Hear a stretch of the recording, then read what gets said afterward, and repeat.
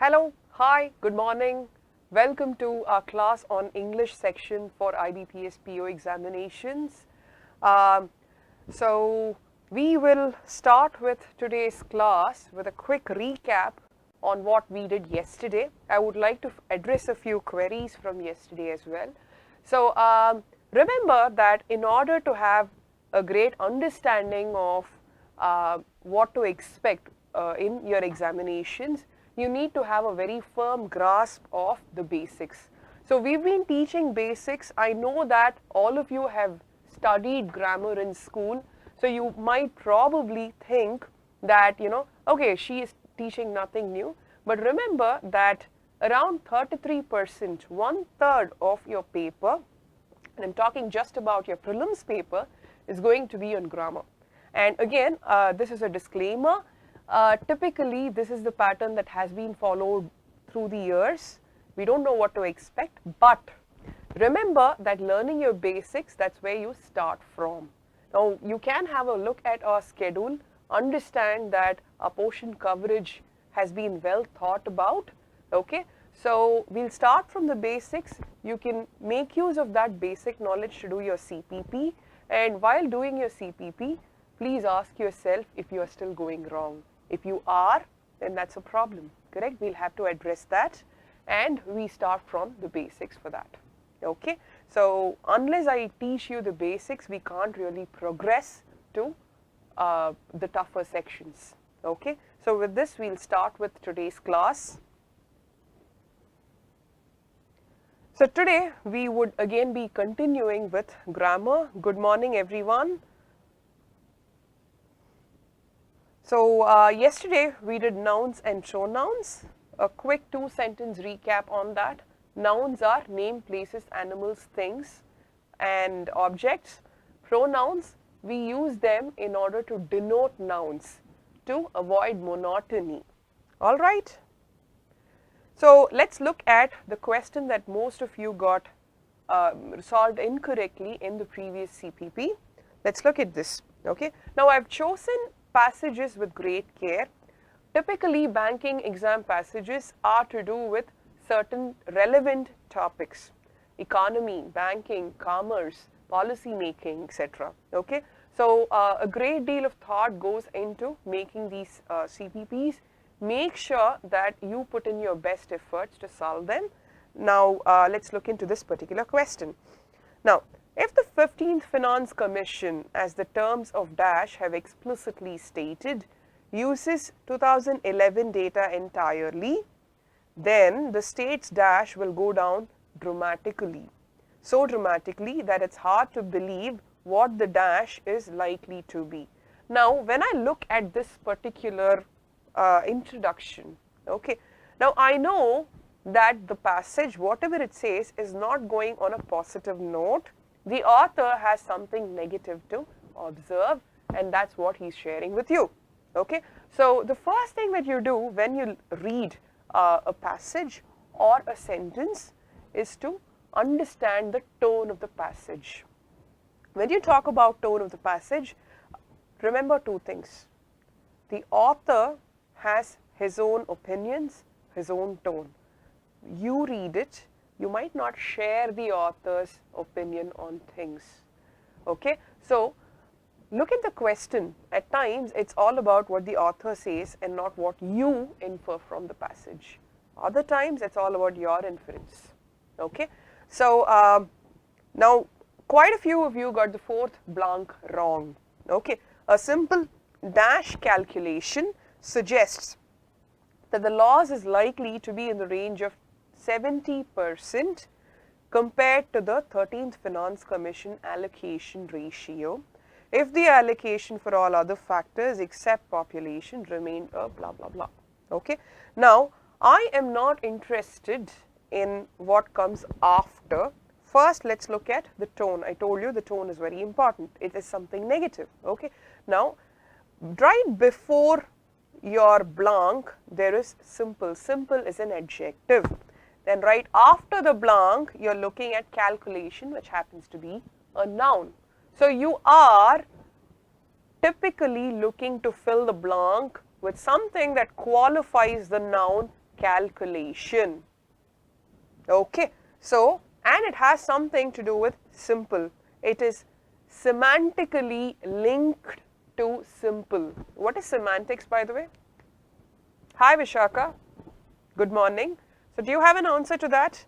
What is the meaning of the word semantics?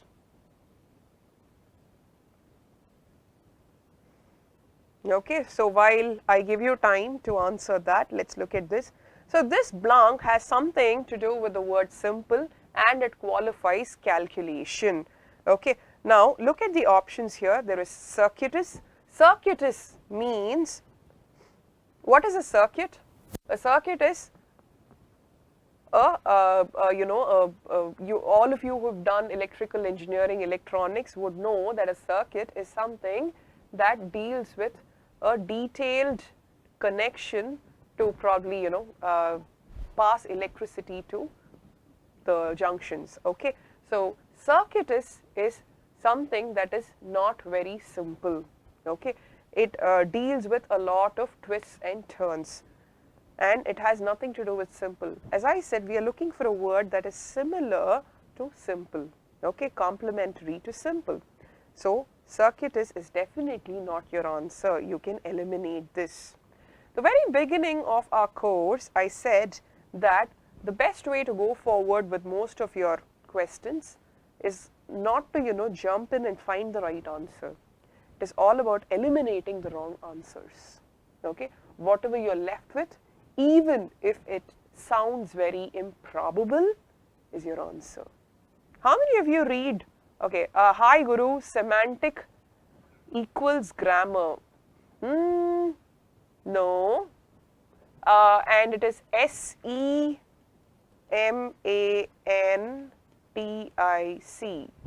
Okay, so it's okay, run a Google search and let me know what it means. Okay, semantic, syntactic, they go hand in hand. Okay, so while you guys are looking at that, okay, then we come to accurate. So accurate and calculation go hand in hand, but when you say simple and accurate, they don't go hand in hand. Okay, when I say simple, I'm looking at an approximation, correct? So accurate is not what we are looking at. And then there is run of the mill. When you look at the English language, you will always have several phrases that seem very meaningless, okay, but they have a very specific contextual meaning. These are oft repeated idioms and phrases. Okay, run of the mill is an oft repeated phrase. Okay, now remember, run of the mill has nothing to do with mill, nothing to do with run. It means ordinary. Okay, so this comes with good reading habits. Okay, Guru, rules, yes, almost there. Rules for what? I'll give you the answer. Semantics have to do with meanings. Okay, syntax is your placing positional rules. Okay, so when you code using a programming language, syntax is very important. Most of you would have a great idea about programming. Most of you should have done some technical course of some sort. Okay, your syntax when you code in a certain language is how you place your coding elements, right? So that is syntax. Semantics is the meaning. Okay, so that's your takeaway number one for the class. Now let's look at this. We have already eliminated circuitous and accurate. Run of the mill means ordinary, simple ordinary calculation. A contender, I wouldn't eliminate it as such. Let's leave it at that. Then we go to back of the envelope. When you say back of the envelope, think of it quite literally. Okay, so there are these bits of paper that we collect to, write down our, let's say your milk delivery calculation or your monthly budget. Okay, probably not all of us use, apps for that, or we just, do all kinds of digital transfers, and we don't really write down our cash accounts every single day. But people used to do that, right? So that's the origin of back of the envelope calculation. It means approximate, simple, and something that doesn't involve much effort. Okay, so a very simple calculation. It has a lot to do with simple, and this is a context specific term. When you say back of the envelope, okay, it has to go with a calculation of some sort. Okay, so this is most probably your answer, but as I said, you'll have to eliminate all the four options, then pick the right one. Okay, off the cuff is something that I say without much thought. Okay, so that is off the cuff. So this particular question I designed solely to introduce the concept of these phrases. Okay, so when I'm talking to you about run of the mill, back of the envelope, off the cuff, remember that there is no mill, envelope or cuff involved. It's contextual. Yes, Guru, it is very contextual. Okay, so now that leaves us with back of the envelope. That is your answer. Okay, any questions here? Now obviously I don't expect you to take this amount of time to do this one question. This comes naturally. I just had to explain how I do this to simplify for you guys. Okay, so now we move on to goals for this class. Today we would be looking at verb types, verb conjugation and verb tense. Okay, now what are verbs? We've already seen a brief introduction to verbs, right? So what are verbs? These are nothing but action words.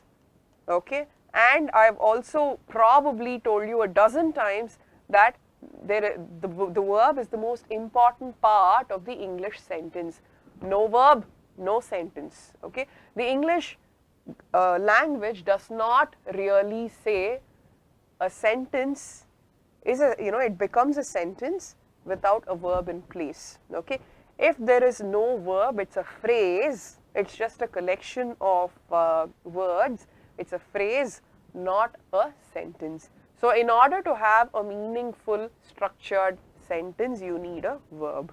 Okay, so a very quick example, let's look at I am teaching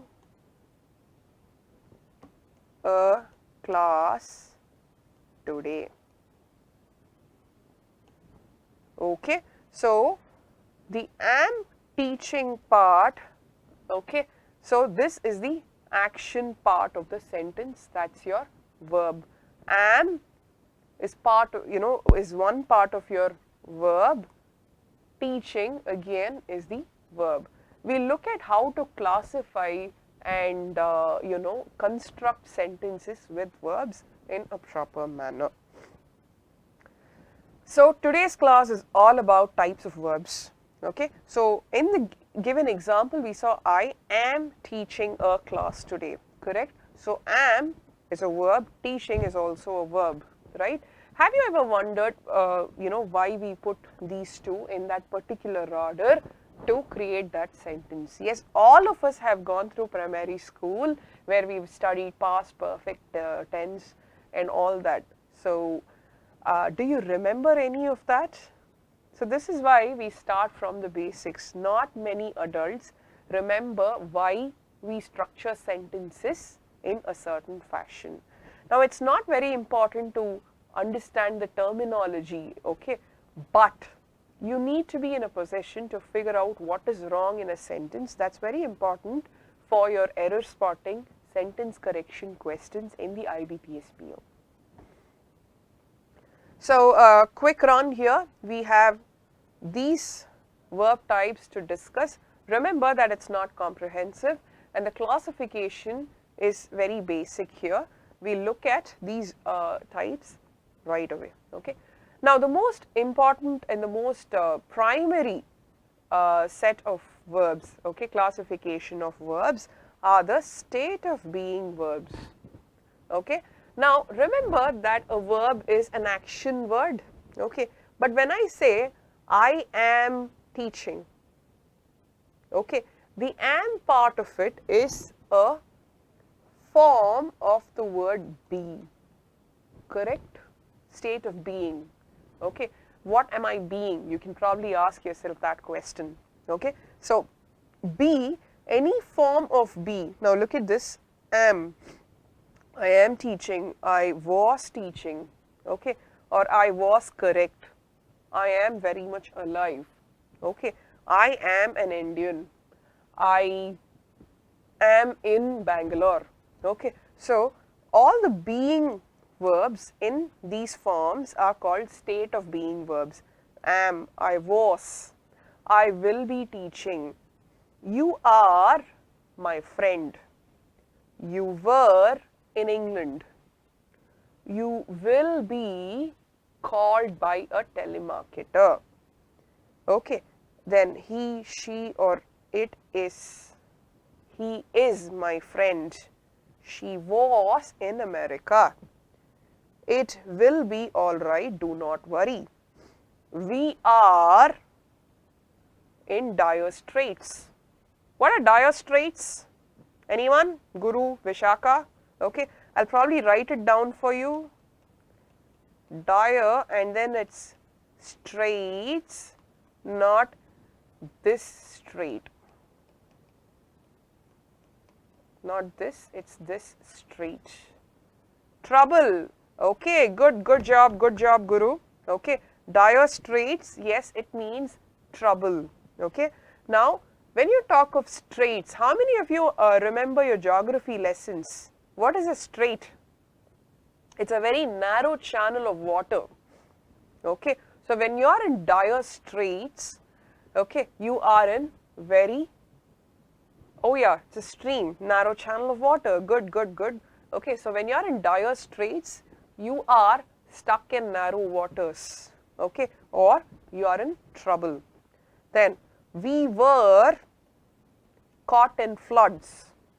We shall overcome our troubles. You are correct. You were always correct. You will be penalized for this. They are clearly wrong. They were in trouble. They will become solids. Okay, so all of this, all the verbs here have to do something or the other with be, state of being verbs. A lot of these state of being verbs are used along with other verbs. For example, I am teaching. Okay. Then there are action verbs. These are very simple verbs. It denotes action. What am I doing? I teach. I ran in the morning. I swim 5 kilometers with ease. I go to the supermarket.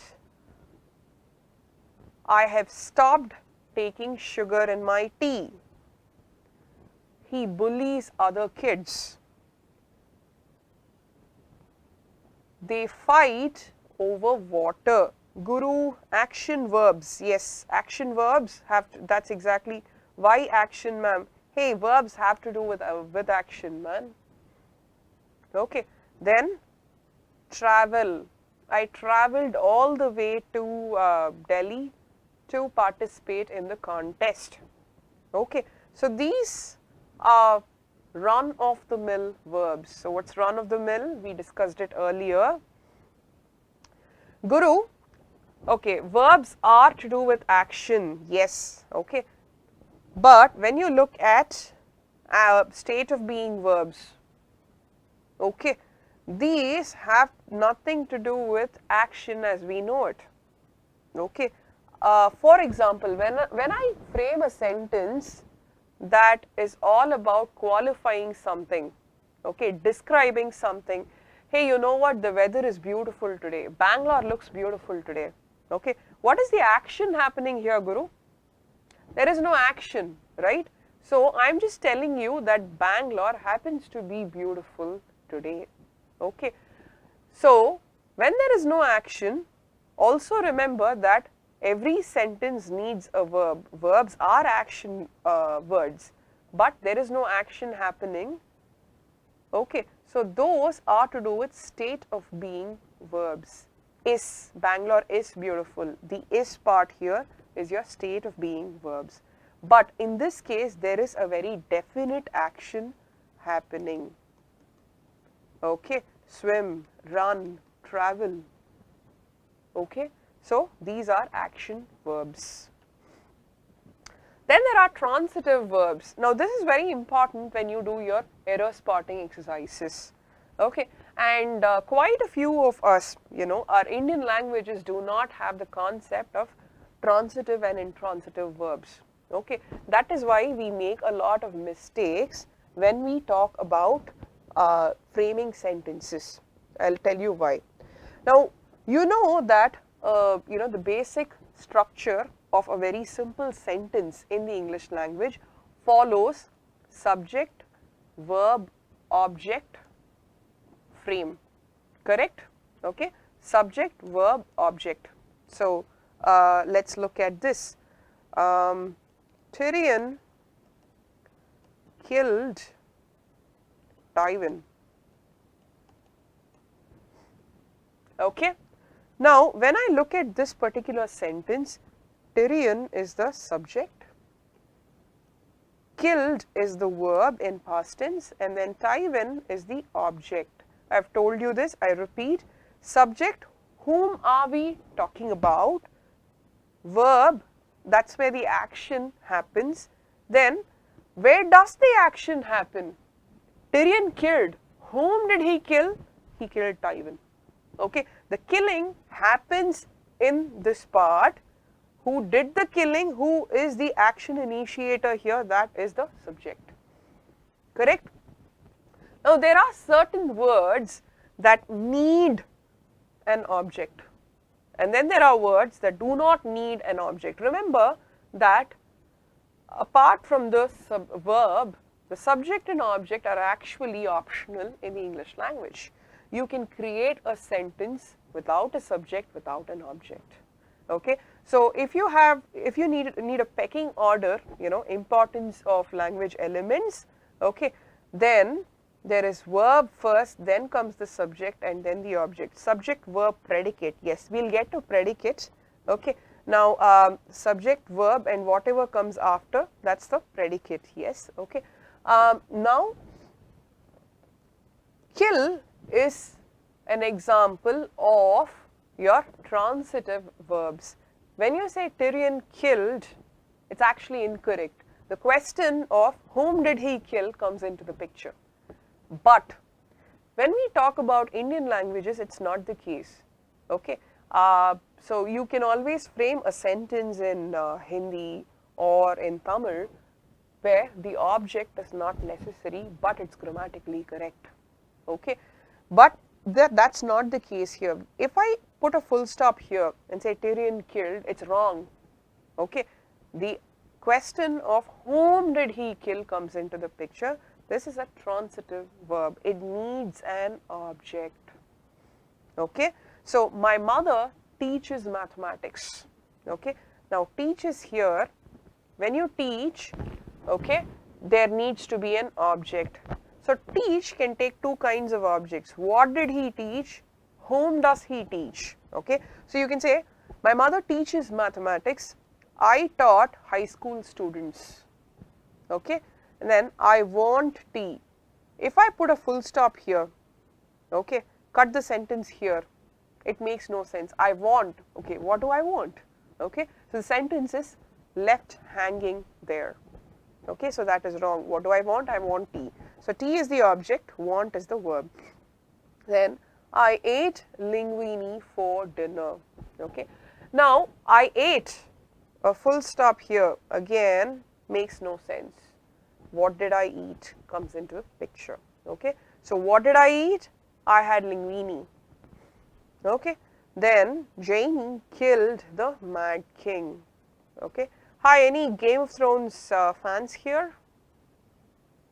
Okay, so just to make the the engagement factor go up, I have tried picking examples from popular culture. So let me know if this works. Anyhow, so these are transitive verbs. Then we look at intransitive verbs. When we were looking at transitive verbs, I told you that certain verbs do not need an object. Those verbs are intransitive verbs. Now look at these. They don't need an object. Semantically also you can figure that the action happens without an object. Okay? I walked. Walk is an intransitive verb. Tyrion slept. Mahendra played. Senna died. Okay? So these are intransitive verbs, the opposite of transitive. Then there are auxiliary verbs. Okay? Now this, when we were looking at the example, Guru, no ma'am, okay, you know what, it's interesting, so you can probably start watching it if you have the time, and it's very time consuming, by the way. Okay? Anyhow, so now let's look at auxiliary verbs. Be nice. Okay, the be here. Now typically with the auxiliary verb, action does not happen there. It is generally in conjunction with another verb. Okay, for example, look at this. I do not like coffee. Do is an aux verb. Like is the main verb. Okay, so I do not like coffee.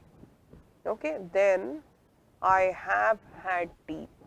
Now when I look at I do not like coffee, I do not like coffee. Okay, what is the action happening here? This part, correct? Do not like. Like is the main thing. Not qualifies like. Okay, lack thereof. Negation. I do not like. Do is, this has an aux relationship with like. This is the main verb. Okay, and this is the negation part. And then this is your object. Okay, now like is a transitive verb because I cannot put a full stop here, stop the sentence, say I do not like. Like what? Okay, that comes into the picture. Like is a verb that needs an object. I obviously is the subject. Then there are modal verbs. When you are talking about modal verbs, remember that this is a set of verbs that have to do with permission. Okay, now look at this. Would you please tell him you are late? So I am actually looking at a permission context here. Yeah, could you please pass me the salt? Okay, and then there is probability. What is the difference between I will come to office today and I might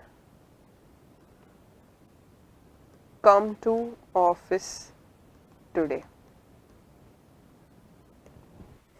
Anyone?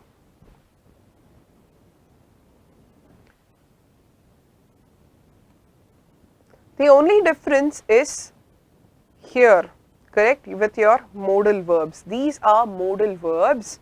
Okay, when I say I will come to office today, that's with certainty, 100% probability. I'm certain I'm definitely coming to office today, no second thoughts about it. Then if I say I might come to office today, I may come to office today, there is a certain degree of probability involved, correct? When I say I may come to office, I am saying that I am considering coming to office, you know what, I might not turn up. So there is a degree of probability, it can go either way. When I say I might, now what is the difference between I may come to office today, I might come to office today? May has higher probability, might very little probability. Okay, so if I have to chart a graph, may would go on the right side, probability, might to the left. Okay, it's very close to your ground zero. I might watch Game of Thrones tonight. I may come to Chennai tomorrow. I could eat an entire feast all by myself. So permission, probability, respect as well. Okay. Now the difference between can and may. Hey, can I come home tonight? Okay. So that is more of an informal term. But when I say, may I come to your place today, then that means that I'm giving the other person a certain amount of respect. Now we come to previous class question, contest question. Okay. So this has been discussed in class. I wanted you to look at this specific example, okay, with the content discussed in our class. Any of you, do you realize where I've picked this sentence from? He lies with the fishes. Any Godfather fans here? Okay. So when I say he lies with the fishes, okay, this is a cult phrase sentence from the film The Godfather, or from the book, Mario Puzo's book The Godfather. Luca Brasi, the Godfather's most trusted man, okay, his lieutenant says, after he has killed someone, he comes to the Godfather and says he lies with the fishes, meaning he has killed someone and dumped the body in some water channel. Okay, so that's apparently the Sicilian way of seeing things. That's a good book, by the way. So if you are interested in mafia workings and all that, you can probably start with The Godfather. You would not be unhappy with that suggestion. Okay, so he lies with the fishes. Is it grammatically correct? We discussed in class yesterday that there is a very specific contextual connection with fish and fishes. Okay, one fish, two fish, three fish, but in a very specific way I said fishes. Okay, it's almost never used, but in certain cases when you mention fishes, it's to do with several species of fish. Okay, now he lies with the fishes. He's probably lying in the deep sea with several species of fishes. Okay, actually several species of fish. Okay, now the question is also interesting in another manner. What is the difference between lie and lay? Okay, this is right as such, but the difference lies between lie and lay. It's a very interesting comparison, and quite a few of us make mistakes with this. Okay, when I say I want to lie down, I want to put myself in a bed, lie down and probably have a nap. Okay, I can also say the dog is lying down. Okay, but when I say lay, okay, I am laying something down. It could be a book. Hey, please lay the book down there. Or I can say lay down tiles, correct? So you have a floor and then you lay tiles on it. Okay, so remember, when I am lying down, it's my own person that's going to go and lie down. But when I lay something, okay, so laying down it is always associated with an object, which brings us to the next difference here. Lie is intransitive, lay needs an object. Hey, what are you laying there? Oh yeah, your mosaic tiles, your ceramic tiles. Okay, so lay needs an object. This is a transitive verb. This is intransitive. Okay, so when you look at this particular context, he lies with the fishes. He is dead and is lying with the fishes. He lay, what comes into the picture? You don't have an object there in place. So A is your answer. I think yesterday's winner is okay, no one got it right. So I guess it was a slightly tough question. Okay, but when you look at the explanation, it becomes very simple. We've looked at fish, fishes, where to use what, okay, and okay, so now we go ahead with the contest question for today. Go on. Good luck with this question.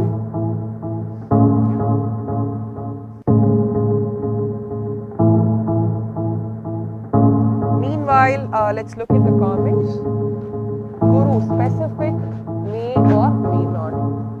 Not really about specific, it's about probability, as I said, but good job with the guess. Then, okay, reading habit, you have to start reading. You know, this is like, you know, going to a fitness class, asking, okay, fine, how do I really get fit? You have to come to class, you have to start somewhere, you need a starting point, correct? So, Vishaka Arora, you can go ahead. Guru, okay, good, you're all solving the questions, good. We'll of course look at the answer tomorrow. First, fishes lay eggs. I guess biologically, yes, Piscians, probably that's the classification. Yes, okay. All right, we'll move on to verb conjugation. When you look at verb conjugation, now remember that we've already seen subject-verb agreement. Okay. Now, the form of the verb depends on tense, subject, number and voice. Okay. Now, subject-verb agreement, because we've already seen it, we are only having a quick recap here. Okay. The dog likes biscuits. The dogs like biscuits. Now here, first and foremost, we look at the verb, okay, likes and like. The subject in the first case is the dog, singular subject. In this case, it is plural. Okay. So, if you have a singular subject, there is an S associated with this verb. The S here stands for does like. This S comes here, we cut this does all together, it becomes likes. But in this case, the dogs like biscuits. Okay. Remember that this is subject-verb agreement. The form of the verb depends on the subject. Then we look at tense of verb. What is tense? Something that's happened in the past, that is past tense, happening now, future, happening now, present tense, happening in the future. You foresee it happening in the future, that is future tense. Okay. So, those are the broad classification, you know, that's the broad classification structure for tense, present, past and future. And within that, we have sub-classifications. Let's look at these in detail. Okay. Present tense, I like cookies. Okay. That is your simple present tense. Okay. Then, I am doing something. I am teaching you right now. So, it's an ongoing process. It has happened. It has started happening. It hasn't ended. So, the continuous action and it's happening in the present, that is present continuous thing, tense. Okay. So, in this case, I say I am teaching. He is teaching. They are teaching. Okay. So, that is present continuous. Then there is present perfect, which means she has a book. Okay. Or she has been giving me a lecture. Okay. So, in that case, it's present perfect.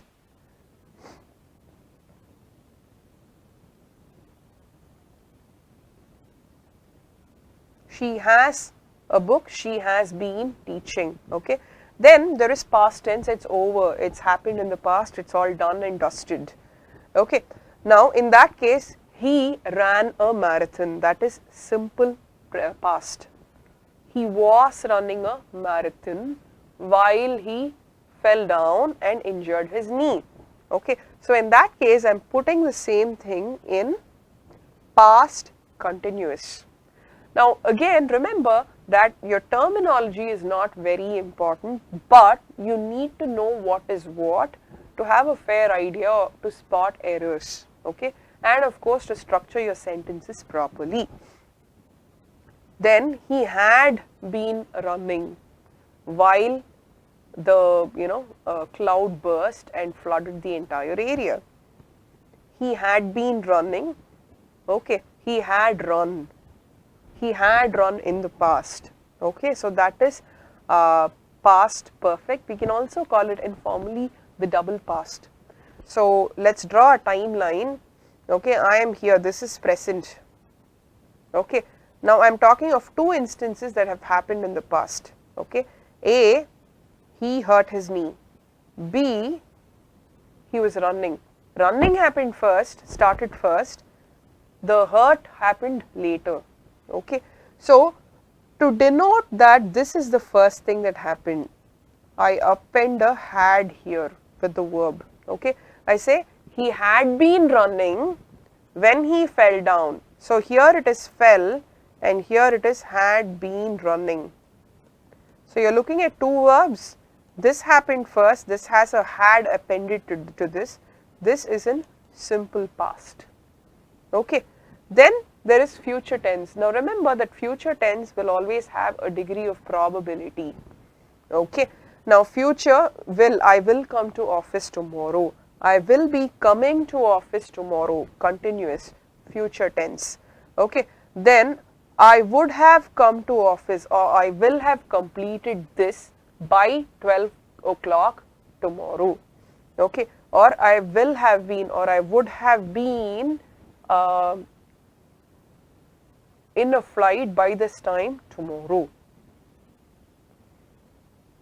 Then we come to voice. Voice, as you know, active and passive. Your verb form depends on active and passive voice also. Now the simple way of putting across a sentence is in active. You can say I read a book. Okay. The same thing in passive voice, how would you frame it? A book was read by me. Correct? Okay. The was read and the I read. Remember that the verb form depends on voice. It takes different forms based on the voice. So that's about it for today. We have come to the close. Now remember that we have a CPP for you guys. The CPP is a set of 10 questions that would help you practice what has been taught, the concepts that have been taught in this class. The application part of it is in the CPP. So this is open to all passport members. Okay, so all of you passport members, it's time to make use of whatever you've gained, the knowledge that you've gained here.